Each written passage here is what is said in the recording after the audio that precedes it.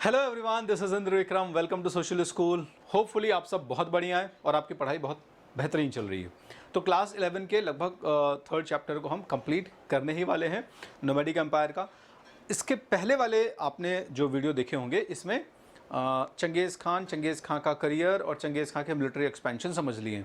आज की वीडियो में हम डिस्कशन करने वाले हैं social, political and military organization of Mongols, या मैं कहूँ कि चंगेज़ खान की आर्मी का पूरा हिसाब किताब, उस समय की सोसाइटी और उस समय के पॉलिटिकल सिचुएशन का पूरा हिसाब किताब आप समझने वाले हैं। ठीक है, तो करियर ऑफ चंगेज़ खान आपने बहुत बढ़िया से देख लिया है कि कैसे 1167 के आसपास एक पर्सन जो जन्म लेता है तेमुजिन के नाम से, पलता बढ़ता है और संघर्ष करता है जीवन में, उसके बाद फिर एक्सपेंशन शुरू करता है और 1227 आते आते एक ठीक ठाक एक्सपेंशन करने के बाद इस दुनिया से विदा हो जाता है। अब हम देखेंगे कि उसने किया क्या बेसिकली, क्योंकि ये बहुत छोटी स्टोरी थी ना, उस छोटी स्टोरी में करियर ऑफ चंगेज़ खान में सारी चीज़ें कवर नहीं हुई हैं। तो हम देखेंगे कि उसने इतना बड़ा जो व्यवस्था है, इतना बड़ा जो सिस्टम है, वो बेसिकली बनाया कैसे। एक घुमक्कड़ नोमैडिक खानाबदोश कम्युनिटी को एक बेहतरीन, फेयरसम, ऑर्गेनाइज, डिसिप्लिन मिलिट्री में कैसे उसने ट्रांसफॉर्म किया, ये सब कुछ पूरा आपको पढ़ने को मिलेगा आज के वीडियो में। Social, political and military organization. So let's start with the social, political and military organization. तीन चीजें आपको समझनी है बेसिकली कि what kind of society was there. बहुत ज़्यादा डिस्क्रिप्शन नहीं है, लेकिन फिर भी थोड़ा सा हम समझेंगे, ठीक है। और बेसिकली पॉलिटिकल और मिलिट्री के ऊपर ज़्यादा डिस्कशन होने वाला है, क्योंकि सोसाइटी को काफ़ी कुछ समझ चुके हैं आप ऑलरेडी, ठीक है ना। याद होगा कि किस तरह की मंगोल सोसाइटी है, ये हमारा छोटा सा डिस्कशन पहले भी हो चुका है, ठीक है।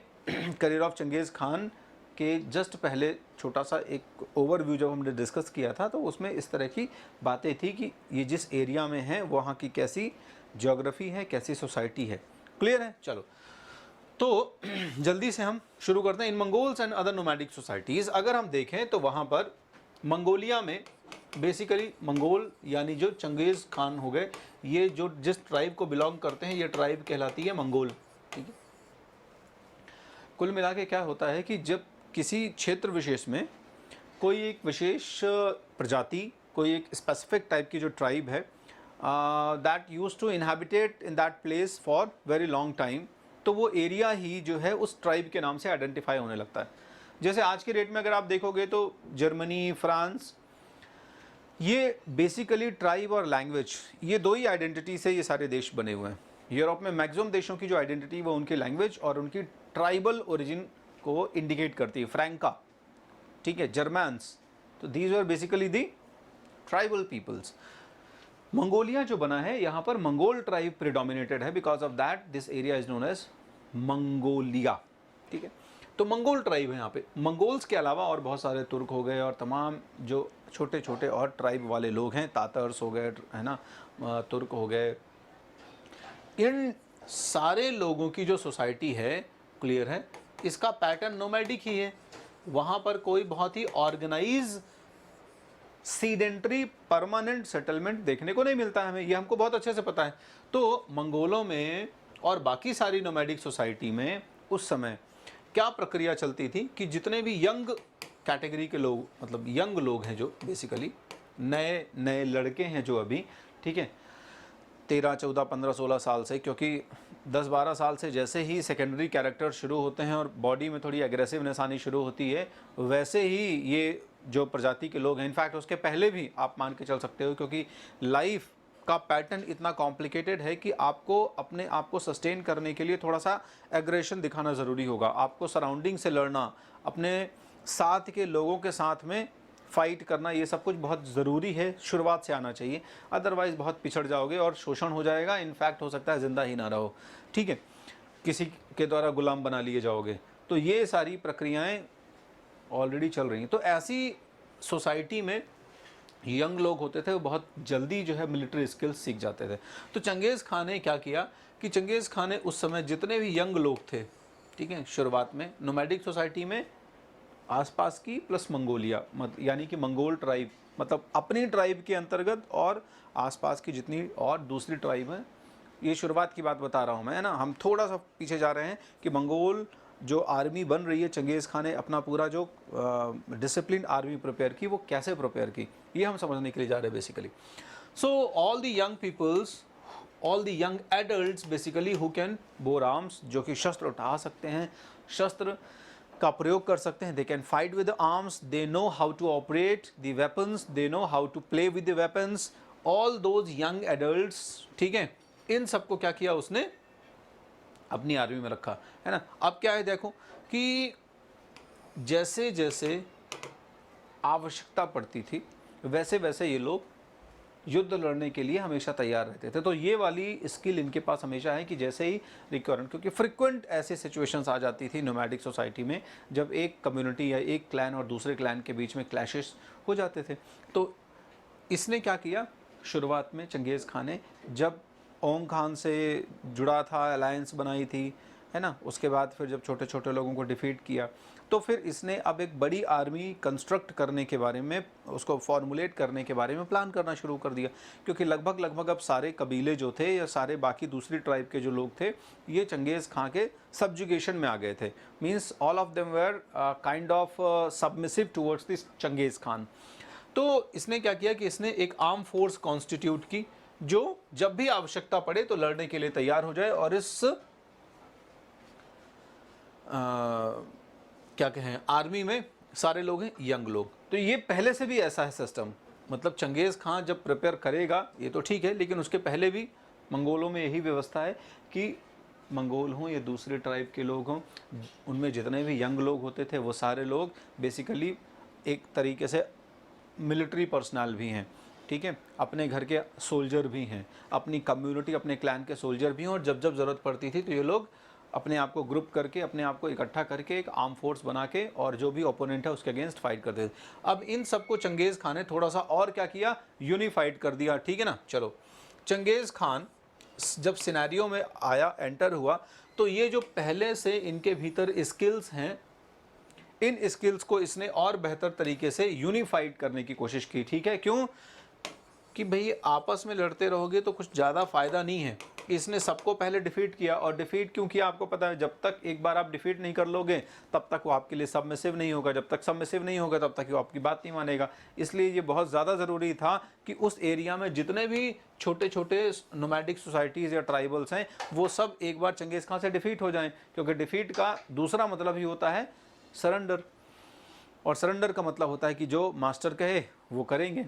तो कुल मिला के यहाँ पर चंगेज़ खां के लिए बहुत ज़्यादा ज़रूरी था, बिना डिफीट किए कोई भी नोमैडिक ट्राइब चंगेज़ खां के साथ आती ही नहीं, पॉसिबल ही नहीं था कि वो लोग चंगेज़ खां को कोऑपरेट करना शुरू करते। सो चंगेज़ खां first fought with the local nomadic communities and then defeated them and then unified them, उन सबको एक किया उसने, unification of different Mongol tribes. तो दूसरी अलग अलग जो मंगोल ट्राइब्स हैं नोमैडिक्स वहाँ पे, उन सबको, चाहे वो कीरत हों, चाहे वो तातर्स हों, चाहे वो मंगोल्स हों, इन सारी ट्राइब्स को उसने एक किया। क्लियर है, एक करने का मतलब यहाँ पर उनकी आइडेंटिटी ख़त्म कर देना नहीं है, उनके इस जो ट्राइबल या छोटे ग्रुप या फैमिली या क्लैन वाली आइडेंटिटी सिर्फ उसको ख़त्म करना है। आप अपने आप को तातार्थ कहलाओ, आप अपने आप को जो आपका ओरिजिन है जिस भी ट्राइब से, उसको मानो, कोई दिक्कत नहीं। लेकिन अब आप अपने कोई एक क्लैन के लिए नहीं, कबीले के लिए नहीं लड़ेंगे, ठीक है ना। चलो, आपका पर्पस क्या होना चाहिए, आपका मास्टर है चंगेज़ खान और आप चंगेज़ खान के लिए फाइट करोगे, कुल मिला के बात ये है, ठीक है। Subsequent campaigns against diverse people and then आगे एक्सपीडिशंस शुरू करेगा, ठीक है। सब्सिक्वेंट कैंपेन, जितने भी आगे कैंपेन्स करेगा, ठीक है, कहाँ पर, सीडेंटरी सोसाइटीज़ में, जो परमानेंट सोसाइटीज़ हैं वहाँ पर, उन परमानेंट सोसाइटीज़ की तरफ जो भी कैंपेन करेगा उनमें इन मंगोल ट्राइब के जो बाकी सोल्जर्स हैं जिनको उसने यूनिफाई किया हुआ है, ठीक है, उन सबको भी इकट्ठा करेगा। ध्यान रखना, इनफैक्ट हारे हुए लोगों को सबसे ज़्यादा इकट्ठा कर रहा है वो। क्लियर। चलो, अब ये जो है इसके कैंपेन में आप देख रहे हो कि डिफरेंट जो कम्युनिटी के लोग हैं उसके ही नोमैडिक ट्राइब के, ये लोग अटैक करेंगे या हेल्प करेंगे इसको उन कैंपेन्स में जिन कैंपेन्स को परमानेंट जो सेटलमेंट है, चाइना वगैरह की बात कर रहा हूँ मैं, ठीक है, नॉर्थ की तरफ सबसे पहले एक्सपीडिशन किया इसने, तो वहाँ पर ये हेल्प करेंगे और उन डिफरेंट वैरायटी के जो सीडेंट्री या परमानेंटली सेटल्ड लोग हैं उनके अगेंस्ट कैंपेन करने में हेल्प करेंगे। चलो आगे जाके चंगेज़ खान ने, जैसे ऐसा नहीं था कि सिर्फ मंगोल ट्राइब, अगर दूसरे एरिया में लोग डिफीट होते हैं, वो लोग भी सर्व करना चाहते हैं मंगोल आर्मी को, तो आ जाओ, कोई दिक्कत नहीं। Then he introduce some new other members, ठीक है। इंट्रोड्यूस न्यू मेंबर्स का मतलब यहाँ पर दोनों तरीके के लोगों से है, ठीक है। चंगेज़ खां के जो ऑनेस्ट लोग हैं उनको तो वो हमेशा मिलिट्री में रख ही रहा है, साथ साथ नए नए लोगों को इंट्रोड्यूस करता जा रहा है उन कम्युनिटीज़ या ट्राइब्स में से जो डिफीटेड हैं, यानी कि जो दे आर रेडी टू सर्व।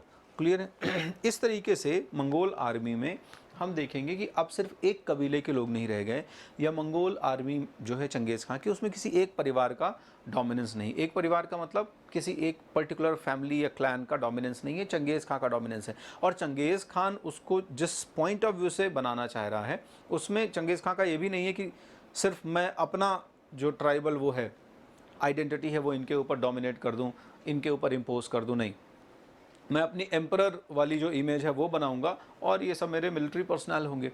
तो इस तरीके से आप देखोगे कि सारे जो नए नए मेंबर्स इंट्रोड्यूस होते चले जा रहे हैं, उससे जो मंगोल आर्मी एक diverse disciplined organize military structure में कन्वर्ट हो रही है, ट्रांसफॉर्म हो रही है। इसमें अलग अलग हेट्रोजीनस, पहले क्या था, पहले होमोजीनस था। होमोजीनस और हेट्रोजीनस वर्ड बहुत अच्छे से समझ लोगे तो क्लियर हो जाएगा। होमोजीनस का मतलब है कि जब किसी के ओरिजिन के लेवल पर वो एक हो, तो यहाँ पर ओरिजिन के लेवल पर नहीं, ओरिजिन के लेवल पर डिफरेंट, मतलब हेट्रोजीनस का मतलब डिफरेंट आइडेंटिटी के जो लोग हैं, they are now the part of Mongol army. Clear है। तो मंगोल आर्मी में बहुत अलग अलग वैरायटी के, ग्रुप के, क्लैन के, सोसाइटी के लोग इंक्लूड हो गए हैं और डाइवर्स हो गई है मंगोल आर्मी। ठीक है। इससे बहुत इंपॉर्टेंस जो निकल के आता है वो ये निकल के आता है कि यूनिटी बहुत ज़्यादा बनी रहेगी, ध्यान रखना है ना। क्लैशेस के चांसेस कम होंगे। चंगेज़ खान बहुत दूर की सोच रहा है। Genghis Khan systematically erase the old tribal identities of the member. देखो मैंने कहा तो पुरानी जो आइडेंटिटी है उसको ख़त्म कर देगा। उनकी जो लोकल आइडेंटिटी है ट्राइबल, यहाँ पर इस वर्ड को बहुत ध्यान से सुनो, ठीक है, इस पे फोकस करो कि ऐसा नहीं कह रहा है वो कि आप अपने आप को भूल ही जाओ, लेकिन आप जो पहले सिर्फ कबीले के लिए लड़ते थे, क्लैन के लिए लड़ते थे, वो ख़त्म हो गया आपका। आपको कोई tribal, you are just a soldier, ठीक है, मंगोल सोल्जर। आप एक मंगोल सोल्जर हैं और you are fighting for the master Genghis Khan. आप अपने स्वामी मास्टर चंगेज़ खान के लिए फाइट कर रहे हैं, ठीक है। This is your new identity, सैनिक वाली बात खत्म, इसके अलावा कुछ चाहिए, ठीक है। चलो, army was organize as per old steppe system of decimal unit. उस समय हम देखें तो चंगेज़ खान के समय क्या था कि परिवार वाली व्यवस्था थी, तो डिपेंड करता था कि कौन परिवार या क्लैन कितना बड़ा है, तो उसके बेसिस पर डिपेंड करता था कि कितने लोग फाइट करने लायक हैं। तो मान लो कोई एक बहुत छोटा क्लैन है, बहुत ज़्यादा छोटा क्लैन है, उसमें ज़्यादा यंगस्टर्स नहीं हैं, तो नंबर ऑफ़ सोल्जर्स उसमें कम होंगे।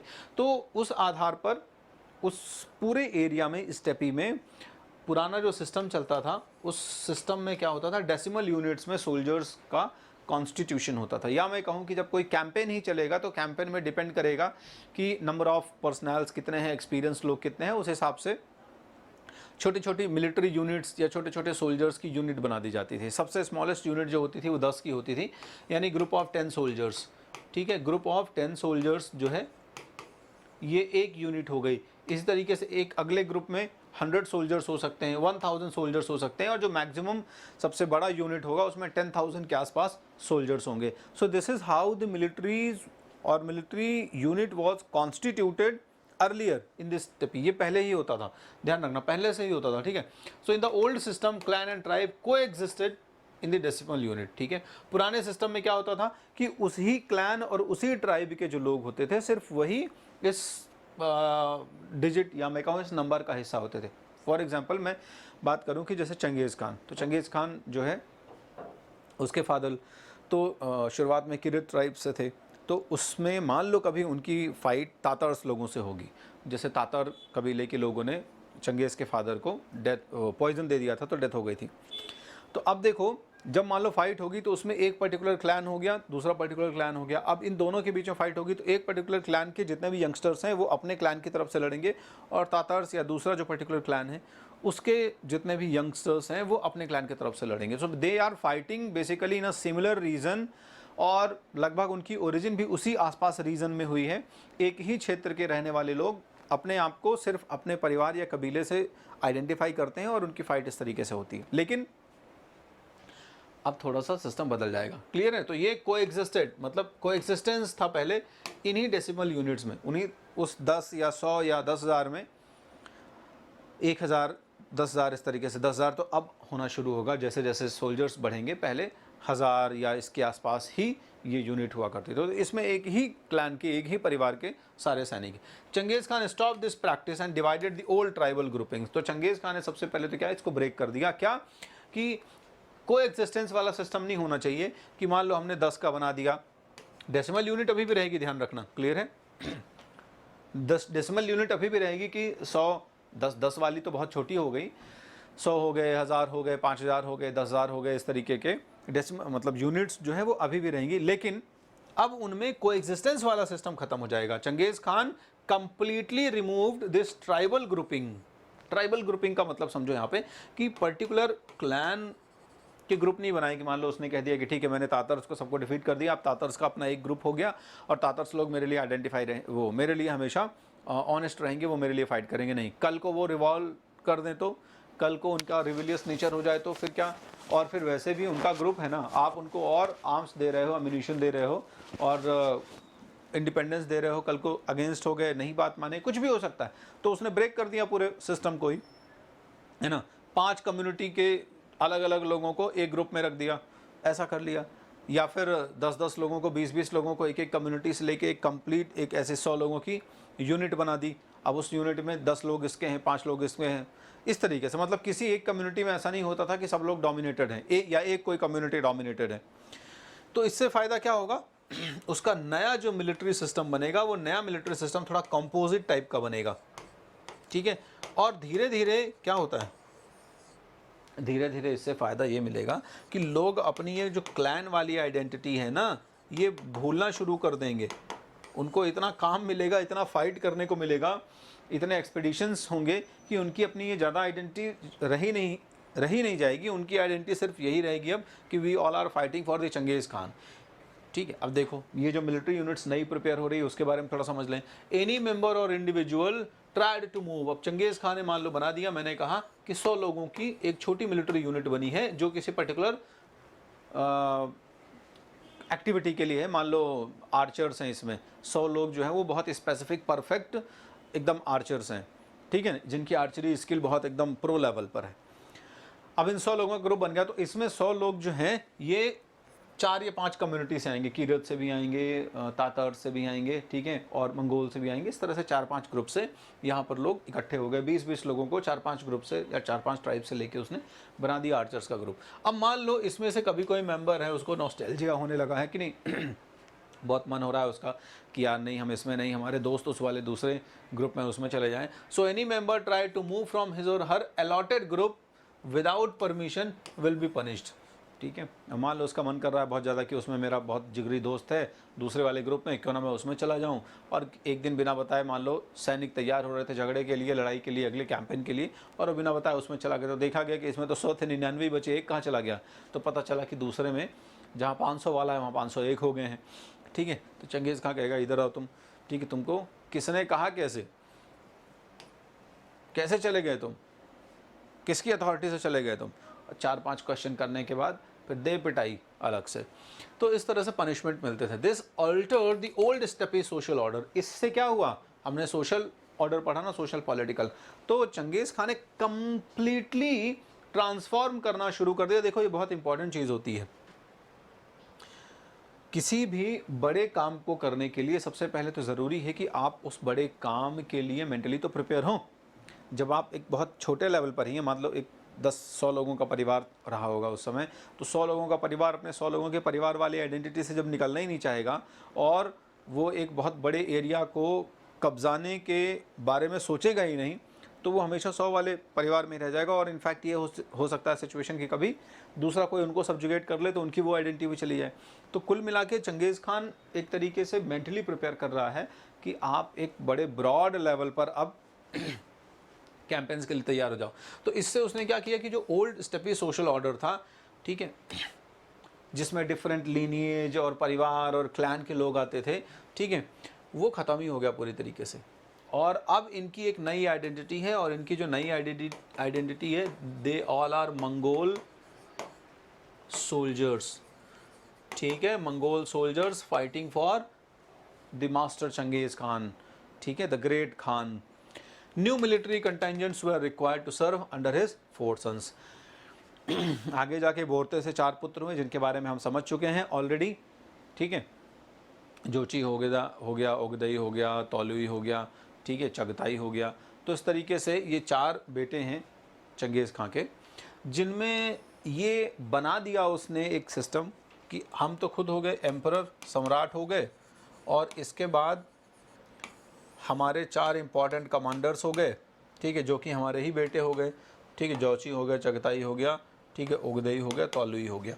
तो इस तरीके से 4 लोगों में कम्युनिटी बट गई। अब ये नए जो मिलिट्री कैंपेन्स या मिलिट्री ग्रुपिंग्स जो नई नई तैयार हुई हैं, इन मिलिट्री ग्रुपिंग्स को क्या किया गया कि भैया अलग अलग कंटेंजेंट्स को अलग अलग प्रिंस के अंडर में रख दिया गया, ठीक है। मान लो जैसे 5000 का, 10,000 का, जितने भी सोल्जर्स का ग्रुप बन रहा है, इन सारे सोल्जर्स के ग्रुप को बेटों के अंडर में इसने कर दिया, ठीक है। मतलब उनके जो कमांडर्स होंगे वो कमांडर कौन होंगे, चंगेज़ खां के 4 पुत्रों में से कोई एक होगा, या 4 पुत्र अलग अलग जो ग्रुप ऑफ पीपल है, मिलिट्री ग्रुप्स है, उसको हेड करेंगे। क्लियर है।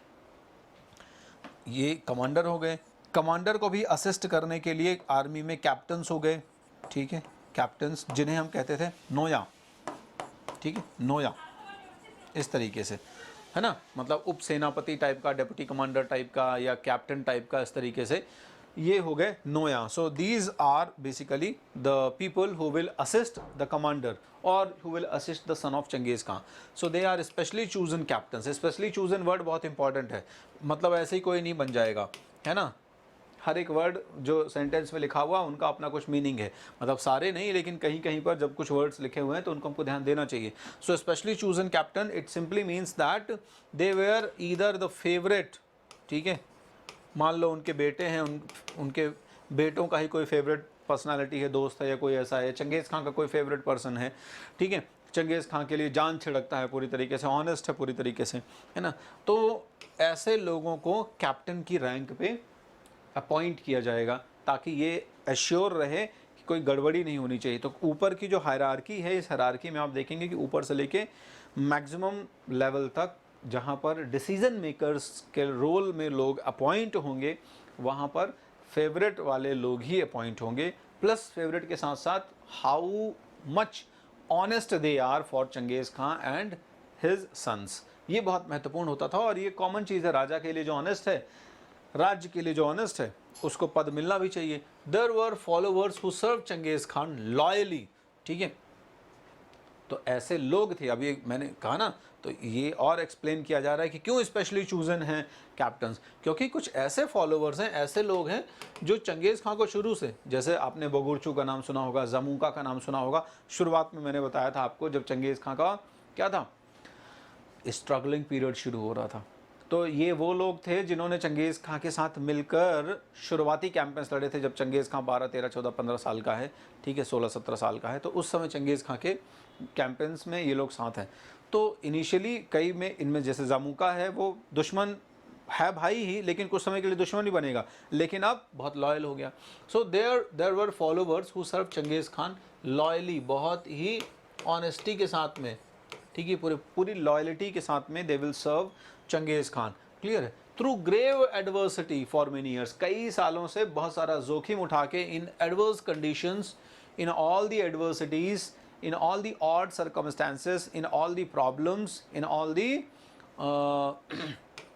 bad situations, they served Changez Khan. Changez Khan को इन्होंने सर्व किया है, अपनी जान जोखिम में डाल के, रिस्क करके चंगेज़ खान की जान बचाई है।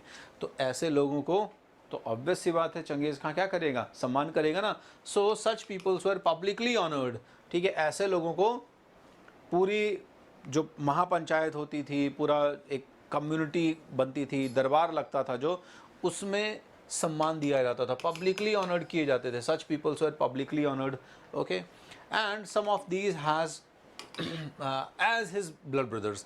Okay, and some were considered as the blood brothers. Blood brother means Genghis Khan symbolically उनको क्या कहेगा कि ये तो भाई है, ये तो अपना भाई है, इसने मेरी जान बचाई है, अपनी जान जोखिम में डाल के, ये तो मेरा भाई है.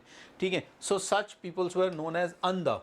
ठीक है, ये मंगोल टर्म है. शुरू में जो कज़िन होते थे तो इन कज़िन को इस तरीके के टर्म से बुलाया जाता था. मतलब कहा जाता था कि बेसिकली ये तो मेरा खून का भाई है, एक तरीके से खून का रिश्ता है मेरे इसके साथ में. तो जो लोग चंगेज़ खान को इस तरीके से लॉयली सर्व करते थे उनके लिए टर्म इस्तेमाल कर रहा है चंगेज़.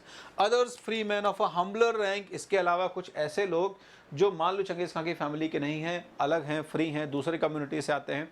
ठीक है, तो भले वो निचली रैंक के हैं, हम्बलर रैंक्स, सिपाही हैं, सिपाही से ऊपर कोतवाल या कुछ इस तरीके के दूसरी रैंक से आते हैं. ठीक है, हैं पर्टिकुलरली किसी बड़ी अधिकारी वाली रैंक पे नहीं है, हम्बलर रैंक पर है. हम्बलर रैंक से मतलब है यहाँ पर लोअर रैंक्स. ठीक है, दे वर गिवन स्पेशल रैंकिंग. अब मान लो उन्होंने चंगेज़ खान को एक्सेप्शनली सर्व किया, आर्मी कैंपेन्स के या मिलिट्री कैंपेन्स के दौरान कुछ एक्स्ट्रा ऑर्डिनरी परफॉर्मेंस कर दी. ठीक है, चंगेज़ खान के ऑर्डर्स को एग्जीक्यूट करने के लिए किसी भी लेवल तक गए, तो ऐसे लोगों को चंगेज़ खान बॉन्ड्समैन यानी नौकर के पद पर रखता था. नौकर मतलब यहाँ पर भले ये आपको अच्छा शब्द नहीं लग रहा होगा, लेकिन नौकर शब्द अपने आप में बहुत इंपॉर्टेंट है, बहुत महत्वपूर्ण है. इसका मतलब है पर्सनल सर्विस में चंगेज़ खान की जाना, और चंगेज़ खान की पर्सनल सर्विस में रहना, 24 घंटे चंगेज़ खान के साथ रहना, ये बहुत बड़ी बात हो गई. समझ रहे हैं आप? So they will be considered as or they will be promoted to the ranking of bondsman. Bondsman का मतलब मेरा तुम्हारे साथ एक बहुत बंधन बन गया है. ठीक है, तुम मेरे नौकर हो आज से, है ना. तुम्हारा ये काम है कि भाई मैं सुबह उठूँगा तो फिर जब मॉर्निंग वॉक करने जाऊँगा तो मेरे साथ चलना. ठीक है ना, फिर खाना जब टेस्ट होगा तो खाना टेस्ट करने के दौरान तुम देखना खाना जहाँ बन रहा, मतलब समझ रहे हो. बहुत अच्छी अच्छी ऐसी सर्विसेज, जिन सर्विसेज को आप कह सकते हैं कि बहुत इंपॉर्टेंट है इनफैक्ट एम्परर के लिए, उन सर्विसेज में रखेगा. इन्हें नौकर कहते थे. The new aristocracy derived it's status. ध्यान रखो, अब जितने भी उच्च पद पर जाने वाले लोग हैं या उस समय जो नए रिच लोग हैं, ठीक है, एरिस्टोक्रेट लोग हैं, उच्च वर्ग जो बन रहा है मंगोलिया में, ठीक है, इनका रिचनेस, इनकी एरिस्टोक्रेसी, इनकी लिगेसी, इनका पद, इनका रुतबा, ये सब कुछ डिटरमिन करेगा कि चंगेज़ खान के साथ क्या रिलेशनशिप है इनकी. ठीक है, status from a close relationship with the great khan. Genghis Khan के नौकर हैं, चंगेज़ खां के ब्लड ब्रदर्स हैं, अंधा हैं, चंगेज़ खां के भाई हैं, चंगेज़ खां के कुछ और रिलेटिव्स हैं. Means how closely they are related with the Genghis Khan और how close their relationship is with Genghis Khan, it will decide their status in the newly emerged social and political system. ठीक है, ऐसा. तो ये बहुत आसान है समझना. आगे बढ़ते हैं. चलो अब हम थोड़ा पॉलिटिकल सिस्टम की तरफ एंटर होंगे. पॉलिटिकल, मिलिट्री और एक तरीके से सोशल समझ लिया आपने. अब हम थोड़ा सा समस्याएं देखते हैं कि चंगेज़ खान जाते जाते जब इस दुनिया से जा रहा है तो उसने किस तरीके से अरेंजमेंट कर दिया. हमने बीच में समझने की कोशिश की है कि चंगेज़ खान के जाने के बाद क्या हुआ था मंगोल्स का. और आपको अच्छे से याद होगा कि चंगेज़ खान के जाने के बाद मंगोल्स के बीच में सिविल वॉर जैसी या क्लैशेस जैसी सिचुएशन इमर्ज होगी. क्लियर है? तो वहाँ आपने जो समझा उसमें जो चीज़ है उसको अब यहाँ इलाबोरेट किया जाएगा. मतलब एक बार हमें ये समझ में आ गया कि दो चीज़ें हुई थी पिछले वाले वीडियो में कि चंगेज़ खान के जाने के बाद एक्सपेंशन भी चल रहा है, एक्सपेंशन के साथ साथ इसके बेटों के बीच में क्लैशेस भी चल रहा है. तो अब थोड़ा सा मैं समझा दूं, क्योंकि उसमें ये डिस्क्रिप्शन नहीं था कि चंगेज़ खान ने जाने से पहले क्या क्या जो सिस्टमैटिक होना चाहिए ना क्लासिफिकेशन स्टेट का अपने बेटों के बीच में, वो कैसे किया था कि नहीं किया था, ये सब कुछ यहाँ समझ में आएगा. और किन वजहों से इनके बच्चों के बीच में या चंगेज़ खान के बच्चों के बीच में क्लैश होगा. तो चलो, चंगेज़ खान के ज़माने में जो टेरिटरीज़ होती थी उन टेरिटरीज़ का नाम ध्यान देना उलस. ठीक है, तो उलस जो है basically this is the territory. Ulus कह दो, अलस कह दो. तो this is basically a territory in which particular son of Chengiz Khan will be appointed as the caretaker or the ruler. ध्यान रखना, जिसे हम खनाते भी कह देते हैं, जिसे हम एरिया कह देते हैं, क्षेत्र कह देते हैं।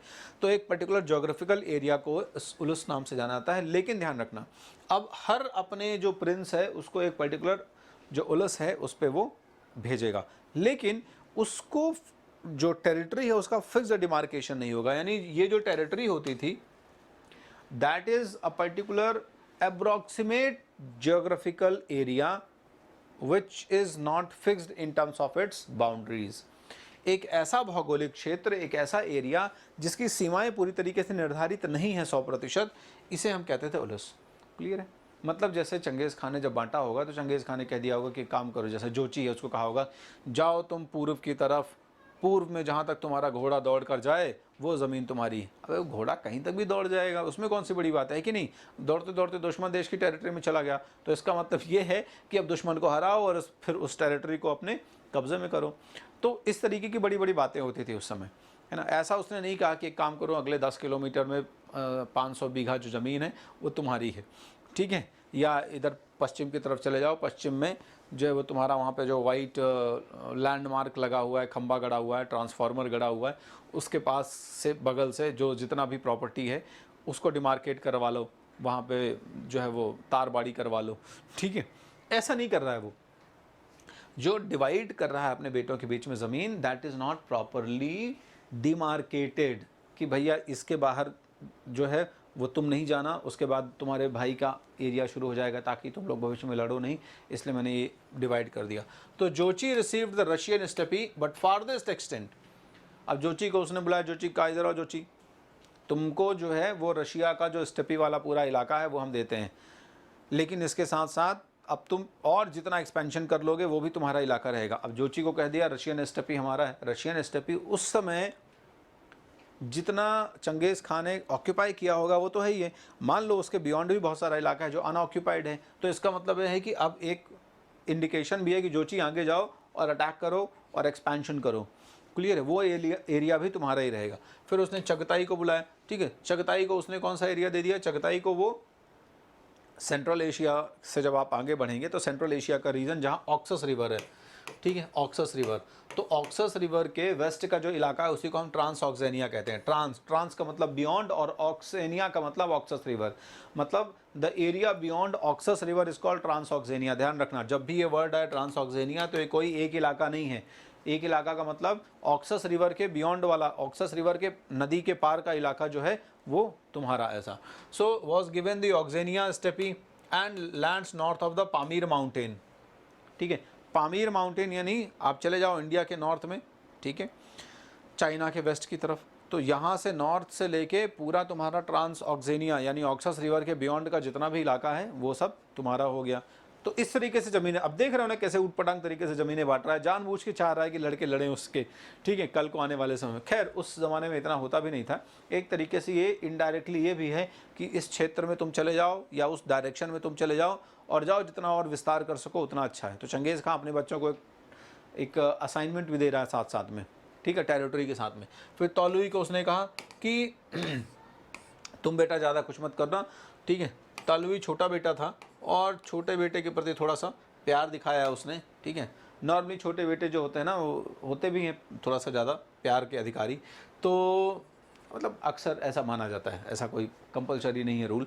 तो तौलुई को उसने क्या, देखो तौलुई उसका प्रिय बेटा है, तौलुई उसका प्रिय बेटा है एक तरीके से, लेकिन राज्य का उत्तराधिकारी वो किसको बना के जाएगा, ओगदेई को बना के जाएगा। क्यों?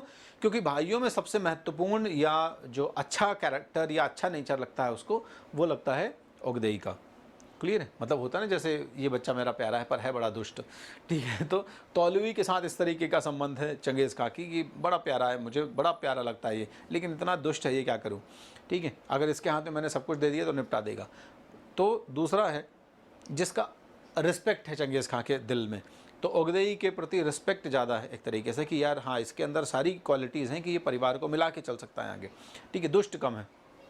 तो तौलुई को उसने कहा कि भैया तुम ज़्यादा बहुत फैलो मत, एक काम करो तुम मंगोलिया के एरिया में, यानी जो हमारा पूर्वज वाला इलाका है, इन पूर्वजों वाले इलाकों में ही तुम अपना हिसाब किताब जमाओ, तुम इसी एरिया को मैनेज करो। क्लियर है? तो यही रीज़न है कि आगे जाके तौलुई जो है इसके परिवार के लोग सबसे ज़्यादा और इंटरफेरेंस करेंगे, ठीक है, वो कह देंगे कि भैया हम पूर्वजों वाले इलाके में रह रहे हैं ना, तो पूर्वजों वाला इलाका, या मैं कहूँ कि हमारा जो एंसेस्ट्रल लैंड है, यही तो सब कुछ रेगुलेट हो रहा है, ठीक है। तो बाकी सबको किनारे करेंगे और अपने हिसाब से अपनी मनमानी करेंगे। चलो, Genghis Khan had indicated that his third son Ogedei would succeed him. देखो मैंने कहा, तो चंगेज़ खान, ये पहले भी क्लियर हो चुका है, चंगेज़ खान का जो तीसरा बेटा है ओगदेई, ओगदेई जैसा मैंने कहा कि he was competent enough to manage the whole difference among the brothers. यानी जब कभी ऐसा समस्या आएगा, when the situation emerges like that, कि कभी डिफरेंसेस इमर्ज होंगे भाइयों के बीच में, तो Ogedei can manage it very well. This is what Genghis Khan thought. Genghis Khan को ऐसा लग रहा है, ठीक है, और कोशिश भी करेगा ये, लेकिन उतना सक्सेसफुल नहीं होगा। मतलब बनी बात है ना कि आप मनाना चाहो तो दूसरा मानने के लिए तैयार भी, तो मानने के लिए तैयार ही नहीं है तो फिर कितना मना लोगे, ठीक है। तो चंगेज़ खां को सक्सीड किया। चंगेज़ खां का उत्तराधिकारी बना कौन? उसका जो थर्ड सन है, तीसरा बेटा है ओगदेई। क्लियर है? Genghis Khan envisaged that his son would rule the empire collectively. ये क्लियर हो गया। ये बहुत महत्वपूर्ण है आपको समझना कि चंगेज़ खान जिस तरीके से ज़मीनों का या एरियाज़ का भी डिवीज़न कर रहा है, उससे हमें ये क्लियर तो हो ही गया कि चंगेज़ खान पर्टिकुलरली ऐसा नहीं कह रहा है कि एक बाउंड्री जो है जिस भाई की, उसमें दूसरा नहीं एंटर हो सकता, प्लस ये बाउंड्री जो है वो परमानेंट है। चंगेज़ खान अपने बेटे को डायरेक्शंस बता रहा है कि इस डायरेक्शन या इस एरिया में तुम्हें अब ऑपरेशन संभालना है आगे के, लेकिन वो ये भी क्लियर कट कर रहा है कि आप लोग एक्सपेंशंस करने के बाद एक तरीके से कलेक्टिवली पूरा मैनेज करोगे, एक दूसरे के साथ मिलकर हमेशा रूल करोगे। ऐसा नहीं है कि मैंने बांट दिया और अब उस एरिया में अगर मैंने जोची को कह दिया है तो जोची के अलावा दूसरा कभी कोई इंटरफेयर कर ही नहीं सकता। तो चंगेज़ खान वांटेड दैट कि उसके जो बेटे हैं उसके साम्राज्य को कलेक्टिवली यानी मिलकर मैनेज करें, बजाय इसके कि वो आपस में अननेसेसरली क्लैश करें कि ये एरिया मेरे फादर ने मुझे दिया था। क्लियर है? मिलिट्री कंटिजेंट्स, जिन्हें हम कहते थे तमा, of the individual princes were placed in each ulus. ठीक है, अब ये एरिया बांट दिया गया, जो एरिया भी आपने देखा ये वाले, ये एरिया बांट दिया चंगेज़ खान ने एरिया बांटने के बाद फिर क्या किया कि जिस पर्टिकुलर, जैसे अभी हमने देखा था कि मिलिट्री का जो पूरा फॉर्मेशन किया गया था, मिलिट्री का फॉर्मेशन किस तरह से किया गया था कि एम्परर के बाद उसके बेटे और बेटों के बाद जो है मिलिट्री के इम्पॉर्टेंट फेवरेट जो लोग थे, उनके घर के, परिवार के, कुनबे के, कबीले के, पूरे मंगोल के नौकर वोकर, उनमें से इम्पॉर्टेंट लोगों को कैप्टन बनाया गया और इस तरीके से कैप्टन जो है वो मैनेज करेगा प्रिंस के साथ मिलके। तो अब यहाँ पर हम देखें उस एक मिलिट्री जो कंटेंजेंट होता था पूरा, ठीक है, सैनिक टुकड़ी जो होती थी पूरी, इस पूरी टुकड़ी को कहते थे तमा। तो तमा का जो सिस्टम है, ध्यान रखना, उसमें ये होगा कि स्ट्रक्चर समझ में आ गया।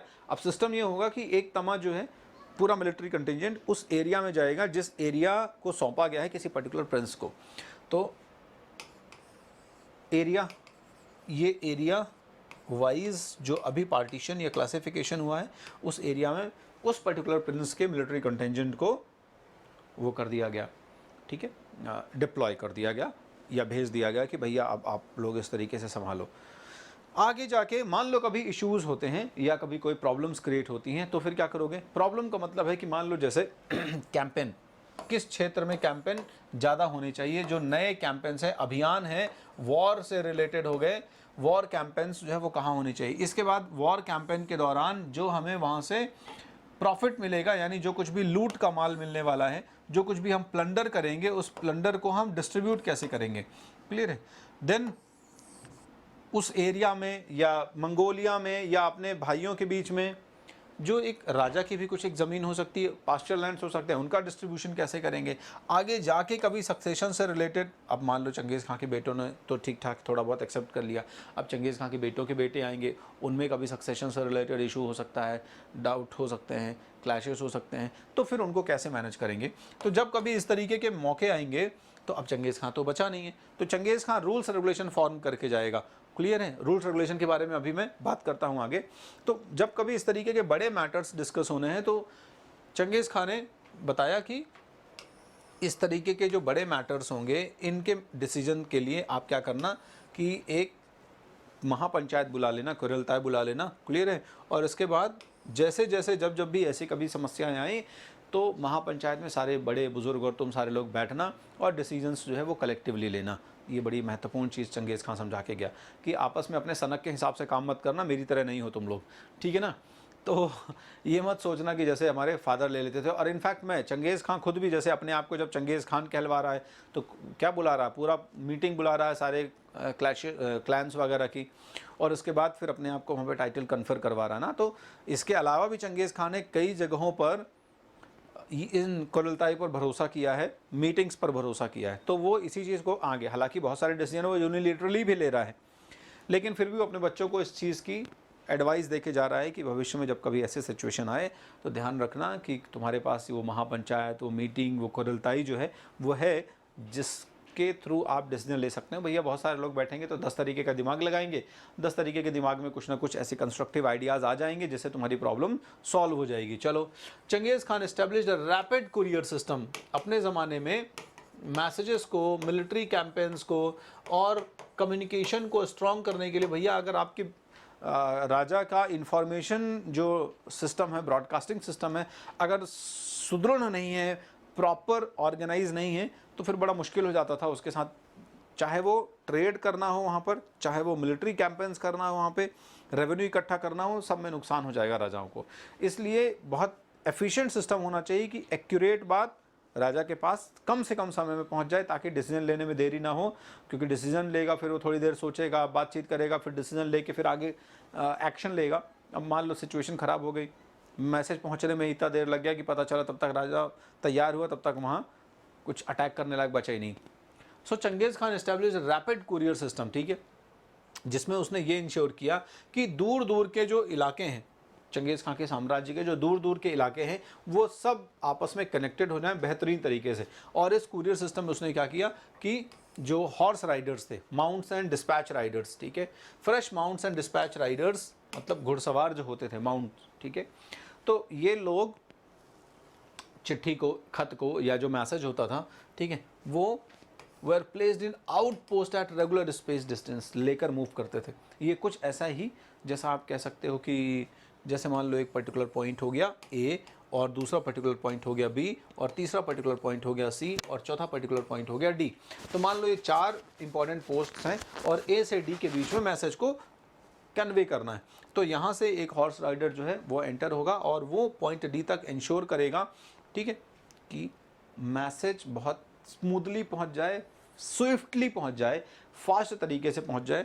तो एक ऐसे रेगुलर डिस्टेंस में आउटपोस्ट बनाई जाती थी कि कभी जैसे मान लो एक पर्सन है, अब वो मैसेज लेके यहाँ से शुरू किया मूव करना, थक गया हो सकता है, ठीक है, घोड़ा भी थक रहा है, इंसान भी थकेगा मूव करते करते, या मान लो उसके साथ कोई समस्या हो गई, बीमार पड़ गया, बीच में सर्दी जुकाम लग रहा है उसको, है ना, कोविड टाइप का फील हो रहा है उसको, कुछ भी ऐसा हो गया बेचारे के साथ, तो फिर अब मैसेज तो रुक जाएगा, तो नहीं, मैसेज नहीं रुकना चाहिए, वो इंसान वहाँ रेस्ट करेगा और उसके बदले आगे जो नेक्स्ट पोस्ट होगी उस नेक्स्ट पोस्ट से दूसरा व्यक्ति उस मैसेज को ले लेगा, और इस तरीके से मैसेज ट्रैवल होते रहना चाहिए, मैसेज नहीं रुकना चाहिए। क्लियर है? चलो, रेगुलर स्पेस डिस्टेंस मतलब एक स्पेसिफिक डिस्टेंस में ये लोग इस चीज़ को बना के रखते थे। मतलब ऐसा कभी भी नहीं होना चाहिए कि मैसेज जो है वो प्रॉपर तरीके से और प्रॉपर टाइम पर ना पहुंचे, बीच में गड़बड़ हो जाए। ऑलराइट, अब यहाँ पर हमको एक स्पेसिफिक टैक्स का जिक्र मिल रहा है, ठीक है, कुपकर टैक्स। सो कुपकर टैक्स जो है ये कुरियर सर्विस के मेंटेनेंस के लिए इस्तेमाल किया जाता था। मतलब it was a tax which was imposed on all the nomadic tribes, वहाँ पर जितनी और भी छोटी छोटी ट्राइब्स हैं, या मैं कहूँ कि जो लोग इस सुविधा से कुछ ना कुछ बेनिफिटेड होंगे, उन सबको टैक्स पे करना पड़ेगा। क्यों? क्योंकि ये कम्युनिकेशन नेटवर्क ना सिर्फ राजा के काम आ रहा है बल्कि बाकी लोगों के भी काम आ रहा है। इसमें बहुत सारे ऐसे फ़ायदे हैं उनसे कि प्रॉपर कम्युनिकेशन या प्रॉपर इन्फॉर्मेशन शेयर होने से लोगों की भी प्रोटेक्शन, लोगों की भी सिक्योरिटी, सब कुछ इंश्योर हो रही है। तो उस समय जितने भी वहाँ पे ट्राइबल लोग हैं, ये लोग अपने जो हर्ड्स हैं, उनके पास एनिमल या कैटल्स जो कुछ भी हैं, हॉर्सेस या जो कुछ भी, उसका 1/10 अमाउंट जो है उनको चंगेज़ खां की इस कम्युनिकेशन सिस्टम को या इस डिपार्टमेंट को प्रोवाइड कराना पड़ता था। तो दिस इज़ दी कुपकर टैक्स। क्लियर है? कुपकर tax. Right? The courier system which is also known as yam. इस कुरियर सिस्टम को चंगेज़ खान, या मैं कहूँ कि मंगोलिया भाषा में, मंगोलियन लैंग्वेज में यम बोलते थे, was further refined after his death. थोड़ा सा इसको और स्विफ्ट किया जाएगा, थोड़ा सा इसकी और स्पीड इंक्रीज करने की कोशिश की जाएगी, ठीक है, चंगेज़ खान के डेथ के बाद। टैक्सेस में भी थोड़े चेंजेस लाए जाएंगे। Alright, moving to the next, conquered people hardly any affinity within this new nomadic master, ठीक है। अब देखो थोड़ा सा हम समझते हैं नए क्षेत्रों के बारे में, जिन क्षेत्रों में चंगेज़ खान के कैंपेन्स हो रहे हैं, जिन क्षेत्रों में चंगेज़ खान जो है जीत कर अपना साम्राज्य स्थापित कर रहा है, अपना एम्पायर इस्टेब्लिश कर रहा है।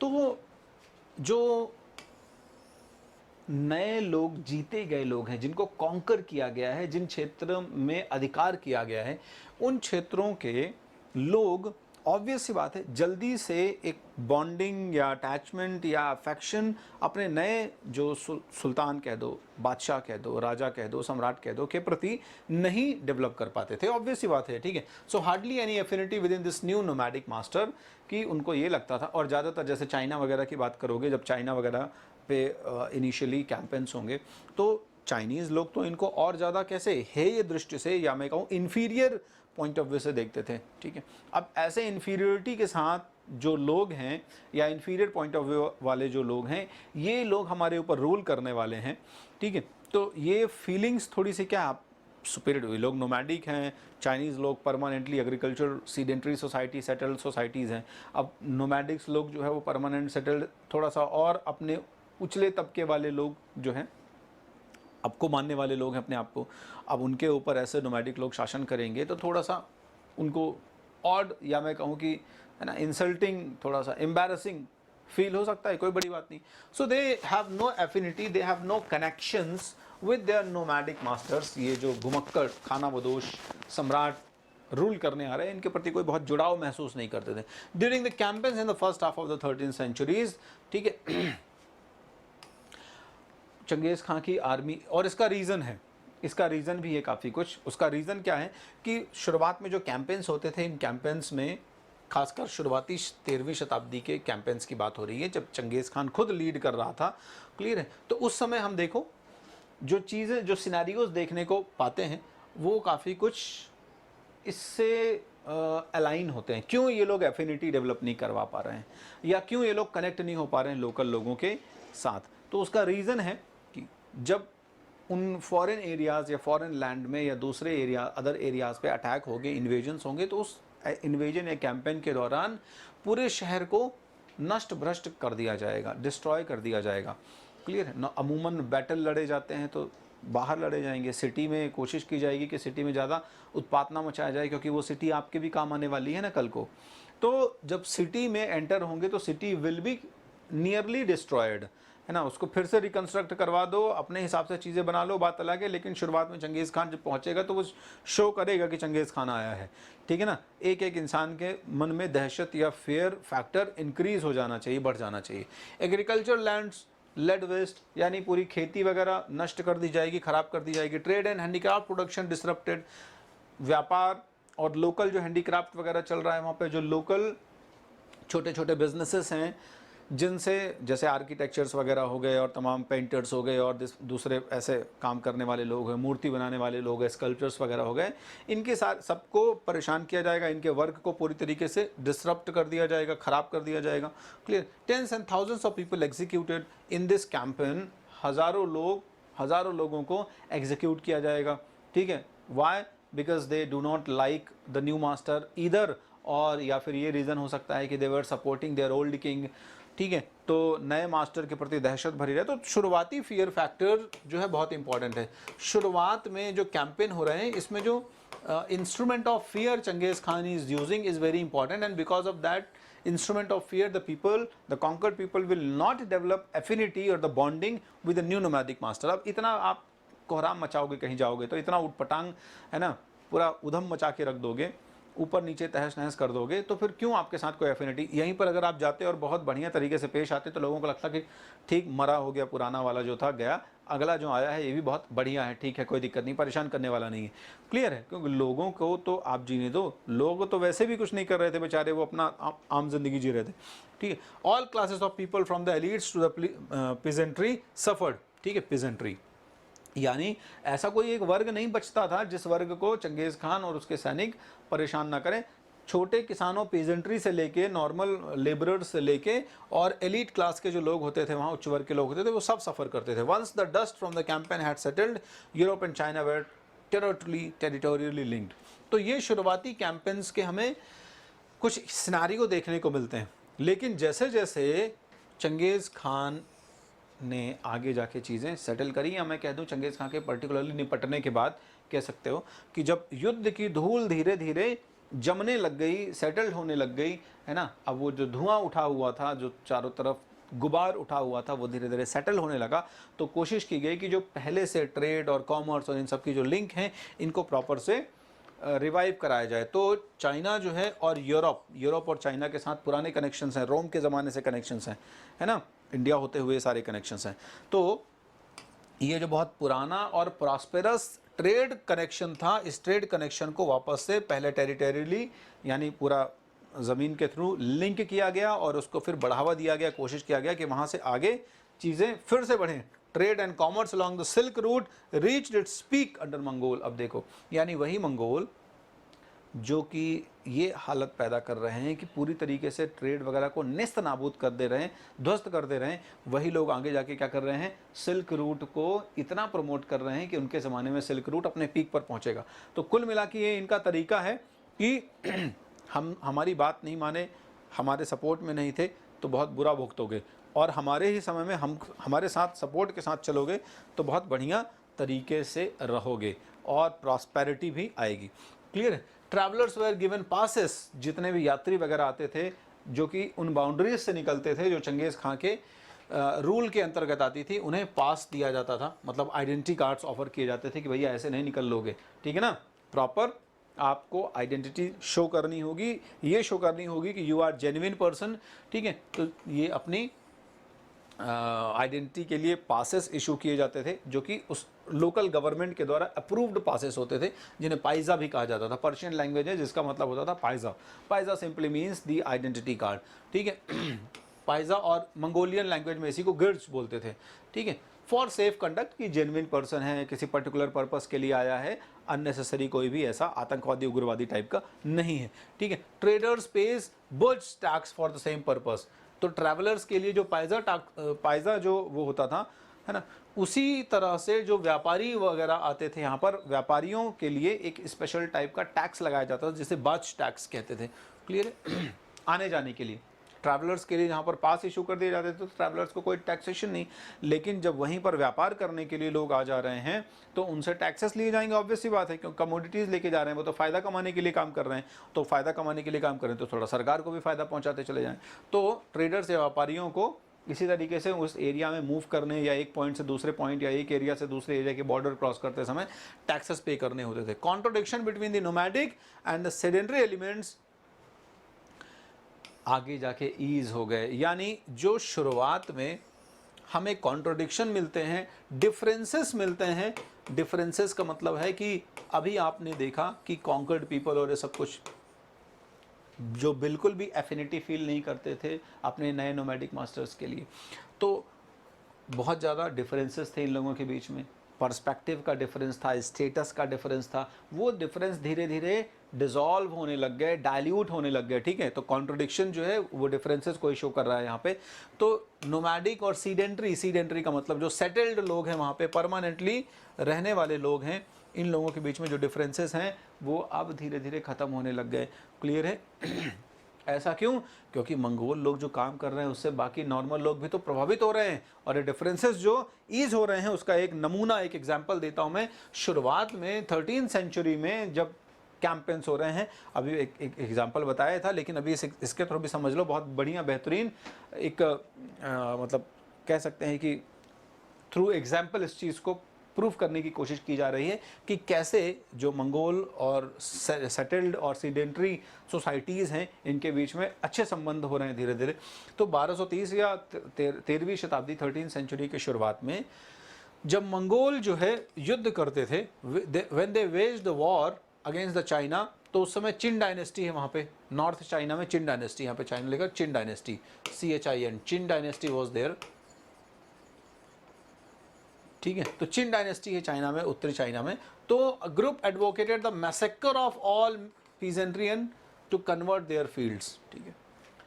तो उस समय यही मंगोल लोग क्या कर रहे हैं, वहाँ के एक पूरे ग्रुप को मतलब ये बोला जा रहा है कि मार दिया जाए, ख़त्म कर दिया जाए एकदम पूरी तरीके से, ठीक है। अच्छा, वहाँ पे एक ग्रुप है जिस ग्रुप को चंगेज़ खान बुलाएगा, मतलब पूरी थोड़ी सी कहानी को मैं और हल्का सा खोल दूँ तो वहाँ पे एक ग्रुप है जो चिन डायनेस्टी में रहने वाले लोग हैं।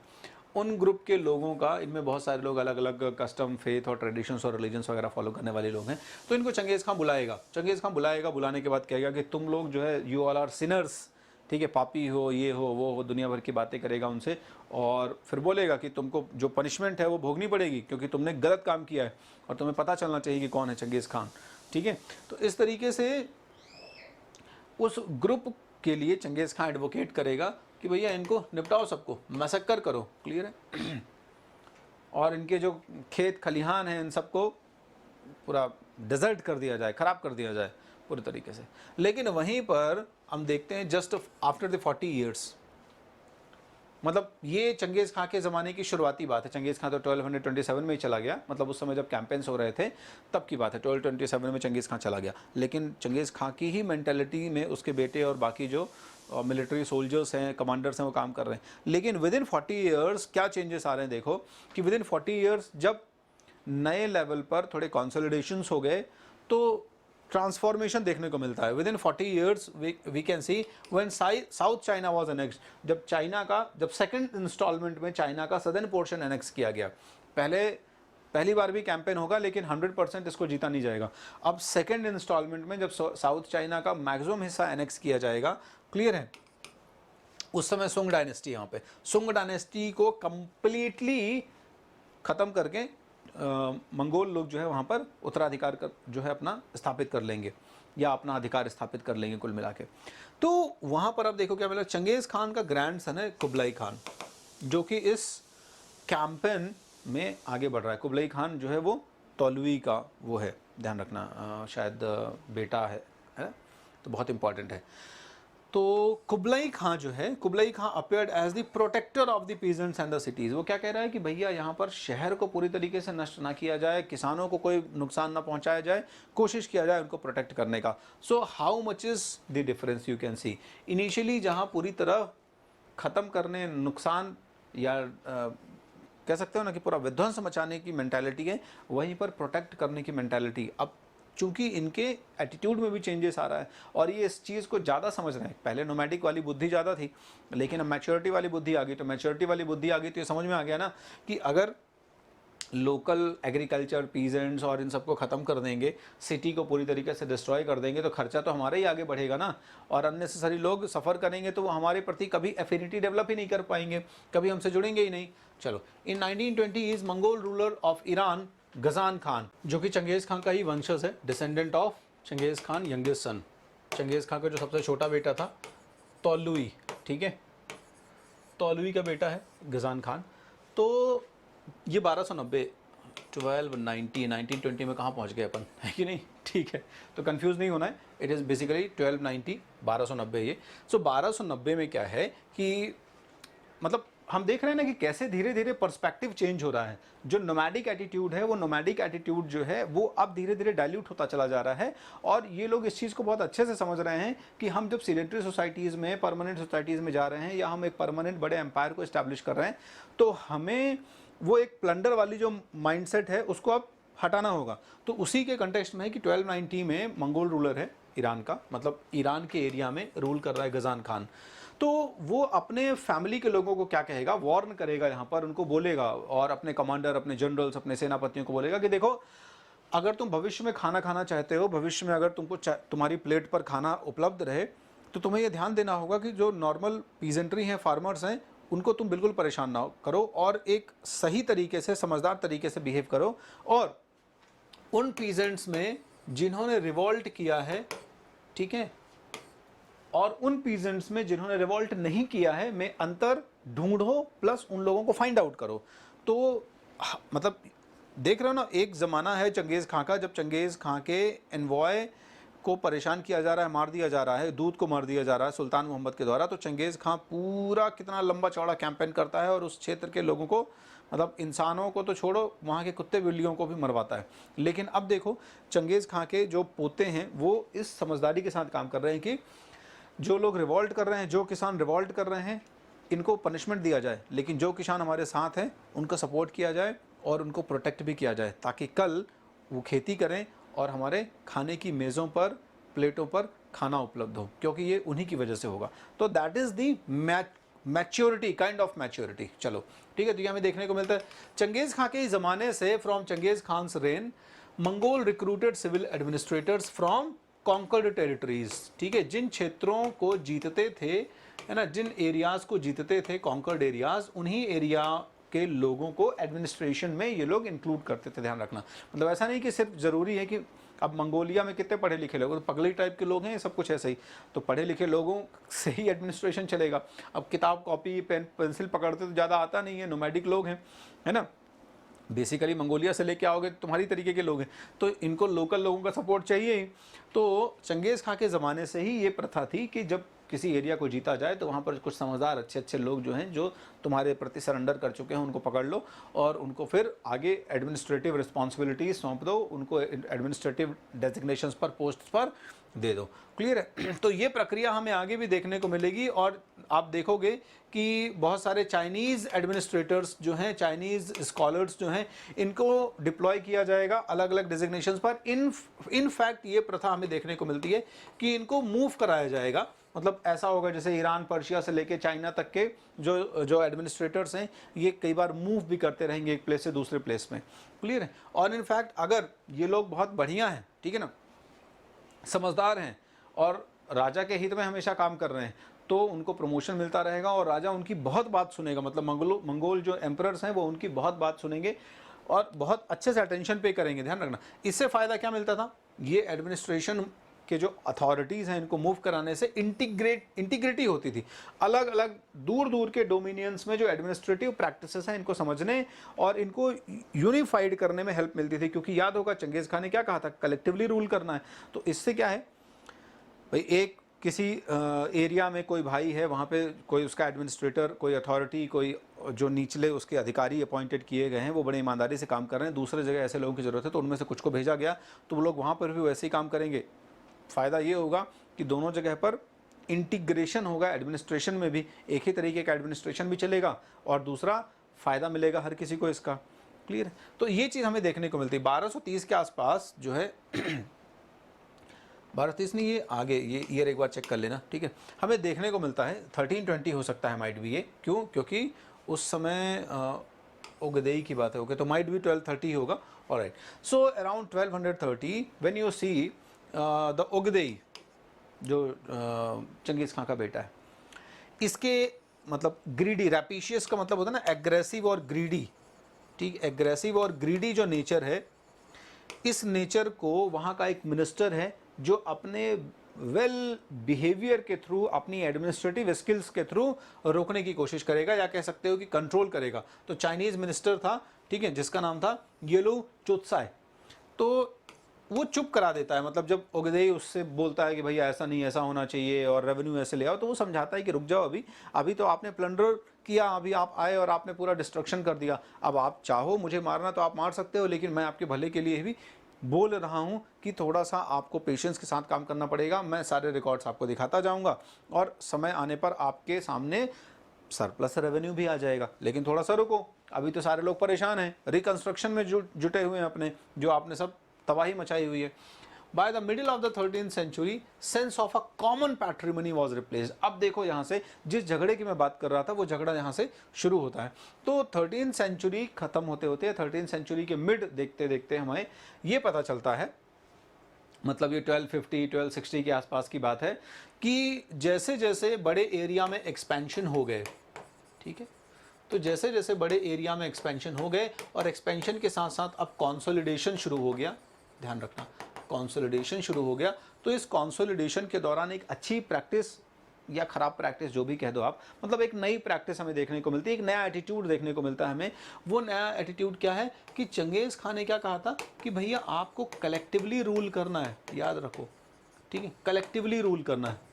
कॉमन पैट्रीमनी, मतलब एक फादर, कॉमन फादर वाली जो फीलिंग थी कि भैया हम लोग चंगेज़ खां के बेटे हैं, चंगेज़ खां के पोते हैं और चंगेज़ खां के ही नाम से हम लोग रूल कर रहे हैं, तो वो जो कॉमन एक आइडेंटिटी थी, इस कॉमन आइडेंटिटी में डाइल्यूशन, यानी कॉमन आइडेंटिटी धीरे धीरे डिसअपेयर होती हुई समझ में आएगी। क्लियर है। तो sense of common patrimony was replaced, किस भावना से रिप्लेस हो गया? इंडिविजुअल डायनेस्टीज की भाई ये हमारा इलाका, ये हमारा इलाका, ये हमारा इलाका है। तो अब वो एक सेंस ऑफ पर्सनल डोमिनियन वाला जो फीलिंग है कि ये मेरा ही क्षेत्र है, मेरा डोमिनेशन वाला इलाका है ना, दूसरे भाई का दूसरा वाला इलाका है, तो वो जो अटैचमेंट ईगो है ना अपने क्षेत्र से हो गया, वो चीज़ कॉमन कलेक्टिव फीलिंग को ख़त्म कर देगा यहाँ पे। क्लियर है। तो उससे क्या होगा कि they will start behaving like the independent rulers of their respective ulus, यानी जो ये अभी मैंने बताया था ना, फ्री टेरिटरी जो थी उनकी, उस पूरी टेरिटरी में वो लोग कहेंगे कि भैया ये हमारा एरिया है, TRRI टेरिटरी मतलब क्षेत्र। तो एक पर्टिकुलर टेरिटरी या उलस में इंडिपेंडेंटली रूल करने की इनकी जो टेंडेंसी है वो इंक्रीज होने लगेगी, और यही टेंडेंसी इनके बीच में क्या करेगी? टसल का कारण बनाएगी ना। New ulus means a sense of territorial domination, मतलब जितने एरिया पर एक्सपेंशन करते चले जा रहे हैं वो एरिया हमारा है। तो कई बार ऐसी सिचुएशन क्रिएट हो सकती है ना कि दूसरे को लगेगा कि भैया वो पर्टिकुलर जो है भाई वो ज़्यादा रेवेन्यू जनरेटिंग एरिया में रूल कर रहा है, थोड़ा सा मेरे पास भी ऐसा एरिया होना चाहिए, या मुझे भी इंडिपेंडेंस मिली थी कि मैं घूमते घूमते आगे अपना और एक्सपेंशन करूँ, तो एक्सपेंशन करूँगा तो हो सकता है उसका कुछ एरिया मुझे भी मिल जाएगा। तो इससे अब ये समस्या शुरू होगी कि कंपटीशन बढ़ेगा। Changez Khan descendants competed for the office of great Khan, साथ में अब ये आगे नया एक ट्रेंड तैयार होगा कि लोग कोशिश करेंगे कि भाई अब इस पूरे एम्पायर में जो रोल चंगेज़ खान का हुआ करता था, ग्रेट खान वाला, ठीक है, वही हमारा भी हो। मतलब great Khan simply, Changez Khan का नाम क्या था? तेमुजिन ना, चंगेज़ खान की पदवी थी बेसिकली, जो नाम है Genghis Khan, this is a title कि supreme ruler great Khan.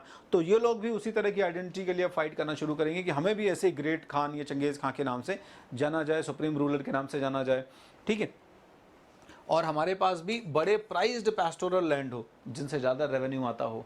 Clear है। तो इससे समस्या होगी। अब आप देखोगे कि इन कॉम्पिटिशन्स से धीरे धीरे ये लोग अपने जिन टेरिटरीज़ में इनको एडमिनिस्ट्रेशन करने के लिए या कंट्रोल करने के लिए चंगेज़ खान के द्वारा अपॉइंट किया गया था, ये लोग उसको अपनी पर्सनल टेरिटरीज़ या पर्सनल डोमिनेंस बना लेंगे। तो जोची जो है, जिसको रशियन स्टेपी और ये वाला इलाका मिला था, क्लियर है, तो वहाँ पर ये एक एरिया फॉर्म करेंगे जिसे गोल्डन होर्डे कहते हैं। ठीक है, गोल्डन होर्डे जो है ये एक, this is a particular structure which is known as the exclusive area of the Jochi and his descendants, आप कह सकते हैं। तो golden horde it was the area, ये जिसको इंडिपेंडेंटली इन्होंने अपना एरिया बना लिया। तो होपफुली आपको कोई कन्फ्यूजन नहीं होगा। चगताई के जो सक्सेसर्स हैं, चगताई के सक्सेसर्स ने ट्रांसऑक्सेनिया वाला यानी आज के तुर्किस्तान का जो इलाका है, इसको एक्सक्लूसिवली अपना एरिया बना लिया कि भैया अब हमारा ये हमारा एंसेस्ट्रल इलाका है, ये पूरी एरिया में हम जो है एक्सक्लूसिव है और कुछ नहीं।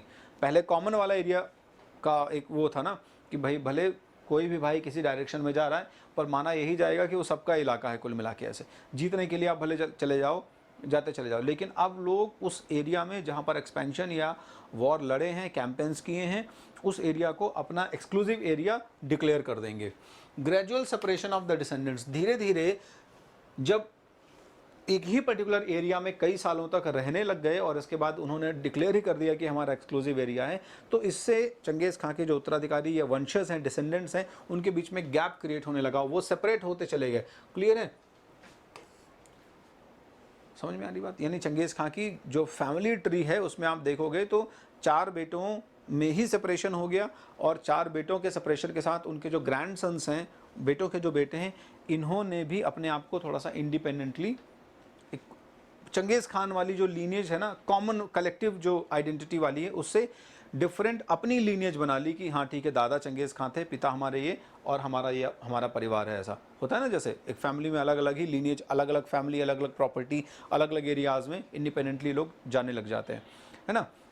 तो Toluids branch presented their vision of the family disagreements in histories. Clear है। आगे जाके तौलवी के जो वंशज हैं, इन लोग इस बात पर थोड़ी सी आपत्ति भी जताएंगे, कोशिश भी करेंगे कि इसको इंटीग्रेट किया जा सके, हालांकि इससे कोई बहुत ज़्यादा फर्क नहीं पड़ना पड़ेगा, ठीक है ना।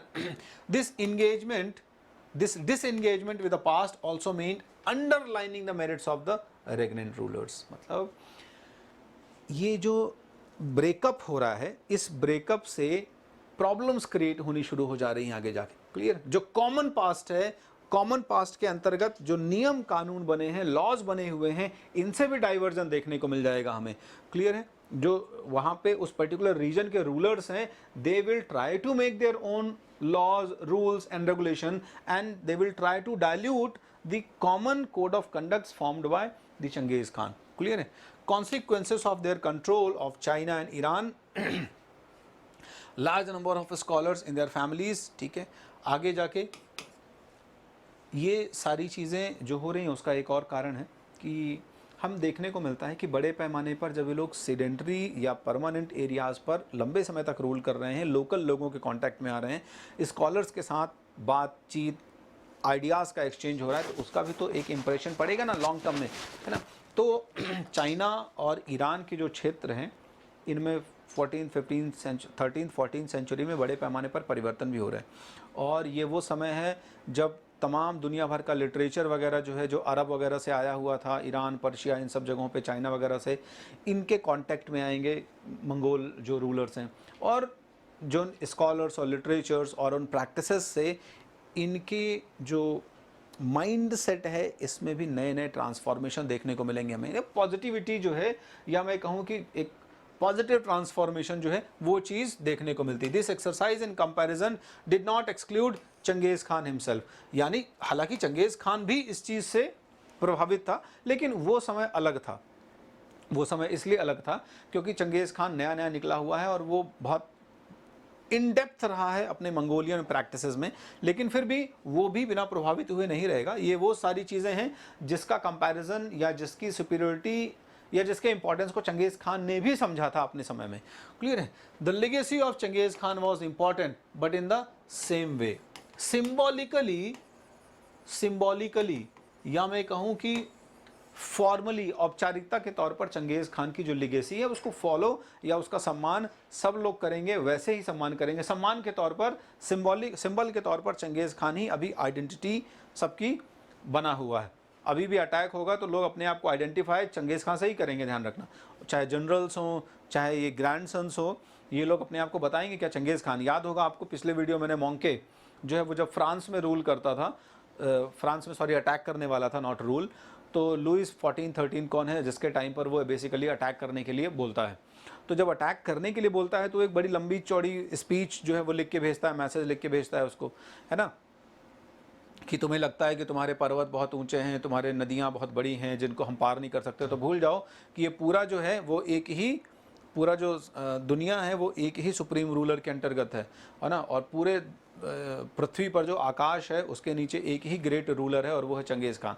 तो याद आ रहा होगा आपको वो चीज़, वो मैंने एक्सप्लेन की थी वहाँ पे, पूरे बॉक्स में आपके वो एक्सप्लेन है। मोंके ये कथन, ये स्टेटमेंट पास करता है। तो अभी भी लिगेसी जो है चंगेज़ खान की वैसे ही बनी हुई है ना। और बहुत कुछ code of conduct Changez Khan के फॉलो करते हैं, लेकिन जैसा कि मैंने कहा अभी काफ़ी कुछ आपको डाइल्यूशन देखने को मिल जाएगा। तो चंगेज़ खान की लेगेसी में कौन कौन सी चीज़ें आती हैं वो समझते हैं। उस समय एक आगे जाके एक रिसर्चर है डेविड एलन। तो डेविड एलन ने चंगेज़ खान के लेगेसी के ऊपर जो रिसर्चर्स किए कि भाई क्या कोड ऑफ कंडक्ट्स, क्या चीज़ें बनाई थी चंगेज़ खान ने, किन नियमों के ऊपर उसके बेटे और पोते चले आगे, तो निकल के आता है कि एक बार जब चंगेज़ खान बुखारा, ठीक है, के कैंपेन पर था ईरान की तरफ, ठीक है, बुखारा शहर है, तो इसके कैंपेन में था, तो उसी समय चंगेज़ खान ने एक कोड ऑफ कंडक्ट बनाया था। कोड ऑफ कंडक्ट का मतलब समझते हैं कि ये कोई ऐसा रिटन फॉर्म में नहीं है, एक ओरल कोड ऑफ कंडक्ट था, रूल्स रेगुलेशंस थे जिन्हें कहा गया यासा। तो code of Genghis Khan, this was actually promulgated by Genghis Khan कि किस कंडीशन में हमें किस तरह से बिहेव करना चाहिए, ऐसा कुल मिला के, है ना। किसके साथ जब हम अटैक करने जाएं, या किस जगह के लोगों के साथ, किस धर्म की को मानने वाले लोगों के साथ, या किस हमारे साथ अगर पॉजिटिव है नेगेटिव हैं तो उनके साथ किस तरीके से बर्ताव आपको करना चाहिए। तो इसी को यासा कहा गया। क्लियर है। आगे जाके यासा में हमें बहुत कुछ चेंजेस भी देखने को मिलेंगे। यही गजान खान वाला जो आप देखोगे, ठीक है, सेकंड खानिद रूलर जो है, इसके बहुत सारे प्रैक्टिसेस आपको चंगेज़ खां के यासा से डिफरेंट मिलते हैं। एक पिंक कलर का बॉक्स बना हुआ है जिसमें देखो वो बहुत सारे कुछ इस्लामिक मान्यता वाले लोगों को प्रोटेक्ट करने के बारे में बात करता है। लेकिन वहीं चंगेज़ खान ने जब बुखारा में अटैक किया था तो वो बल्कि ऐसे लोगों को और मरवा रहा था।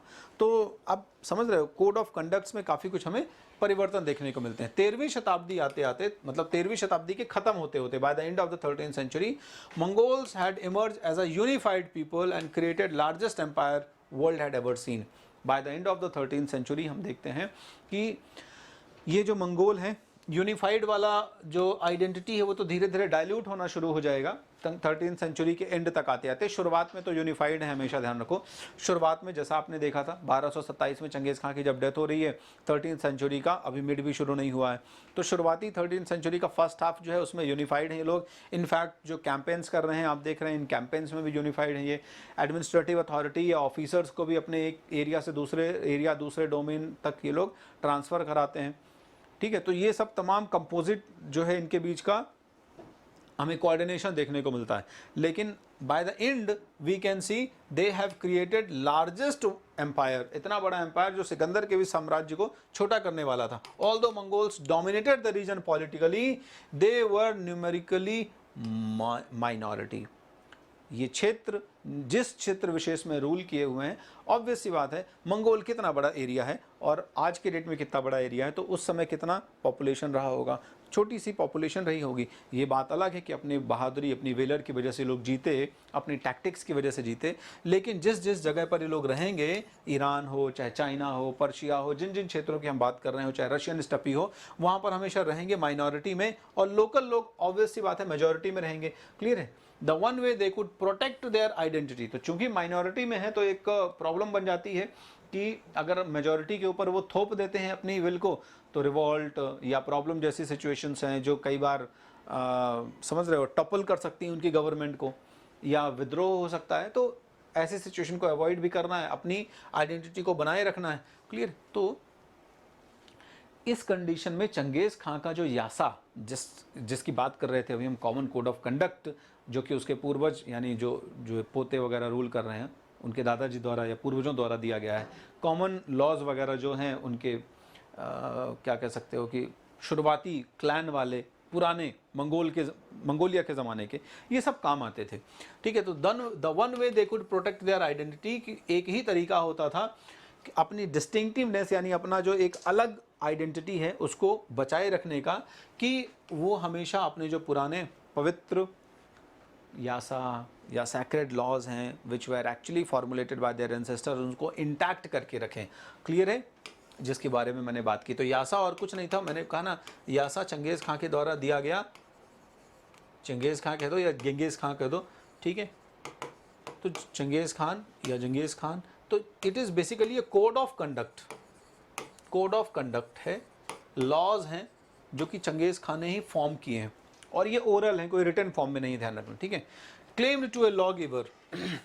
चंगेज़ खान आगे जाके जब ये यासा प्रपोज करता है ना, तो वो ये कहता है कि आम चीज़ नहीं है, जैसे मूसा और सोलोमन, ठीक है, यानी जो पुराने मसीहा रह चुके हैं, मूसा वगैरह, जो अब्राहमिक रिलीजन जैसे अब्राहम हो गए, ईसा मसीह हो गए, मूसा हो गए, प्रॉफेट मोहम्मद हो गए, जो इस तरीके के इंपॉर्टेंट पर्सनालिटी वाले लोग हैं ना, उन्होंने जो कोड वगैरह दिए हैं, ऑथराइज किए हुए हैं, ये कुछ वैसा ही है। तो चंगेज़ खां को आप नॉर्मल व्यक्ति मत मानो। चंगेज़ खां आगे जाके किस तरीके से अपने आप को पोर्ट्रेट कर रहा है कि I am not only a person who is simply, है ना, expanding the political boundaries, I am the person who have some spiritual realisations also. तो मैं जो बातें बता रहा हूँ, जो यासा के थ्रू लॉज वगैरह दे रहा हूँ, जो लॉ प्रपोज कर रहा हूँ, ठीक है, ये it is very much similar, है ना, जिनके कोड और लॉज को बाकी यहूदी हैं, है ना, मुस्लिम्स हैं और सारे लोग मान रहे हैं, क्रिश्चियंस मान रहे हैं, ऐसे ही मंगोल लोगों को मेरे बनाए हुए नियमों को मानना चाहिए।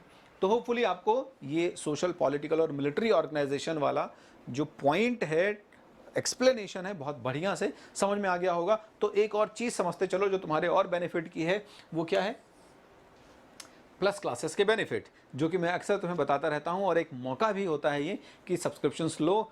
अभी जो है वो अनलॉक के सब्सक्रिप्शंस आज से ही आने वाले हैं, और ये अनलॉक के जो सब्सक्रिप्शंस हैं ये आपके लिए बहुत फ़ायदेमंद होने वाले हैं, ध्यान रखना, बहुत ही ज़्यादा फ़ायदेमंद होने वाले हैं। इनके लिए मैं सेपरेटली आपको अभी एक्सप्लेन करने वाला हूँ। तो ये सारे प्लस क्लासेस पर होंगे। तो प्लस क्लासेस पर जब आप जाते हैं तो आपका क्या सबसे पहला बेनिफिट हो जाता है कि you can interact with the teacher. आप अपने टीचर के साथ इंटरैक्ट कर सकते हैं, बहुत अच्छे से डाउट्स वगैरह को रिजॉल्व कर सकते हैं। कैसे? आप डाउट को क्वेश्चन टैब वगैरह में पूछ सकते हैं। तो in fact you can discuss orally, you can here the resolution, जो सॉल्यूशन है डाउट का, क्लियर है, और you can type it in the question tab, तो वहाँ पर लिख के भी आपको एक्सप्लेन करके भी आपको टीचर बता सकते हैं। तो ये बहुत बेहतरीन तरीके हो गए। फिर टीचर आपकी परफॉर्मेंस को एसेस भी करते चलते हैं थ्रू दी पोल क्विजेस, ठीक है। पोल ऑप्शंस जो है वो दिए जाते हैं इन द क्विजेस, जिसमें यू, पोल का मतलब क्या होता है कि you can select, you can choose the options from multiple choices. तो मल्टीपल चॉइसेस में से आपको अपना ऑप्शन, सही ऑप्शन चूज़ करना होगा, और इस तरीके से आप सही आंसर देते हो। साथ में आपको ये पता चलता है कि कितना एक्यूरेटली और कितना स्विफ्टली, कितना फास्ट आपने वो आंसर दिया है through the leader board. Then you can compete here in the scholarship test. तो स्कॉलरशिप टेस्ट का बेनिफिट ये है कि you can fund your studies as well.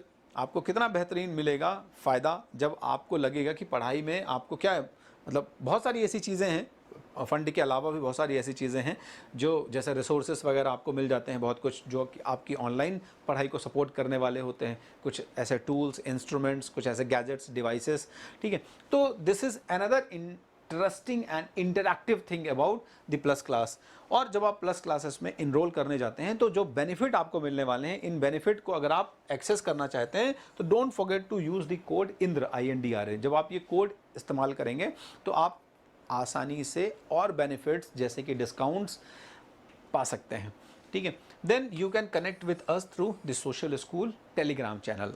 आपको बहुत सारी अपडेट्स जो हैं वो मिलती रहती हैं सोशल स्कूल से रिलेटेड, आने वाले वीडियोस हैं या फिर आने वाले जो कुछ भी हम प्लानिंग कर रहे हैं, सेशंस रख रहे हैं आपके लिए, क्या नया लेके आ रहे हैं, everything we inform you in और थ्रू दिस टेलीग्राम चैनल।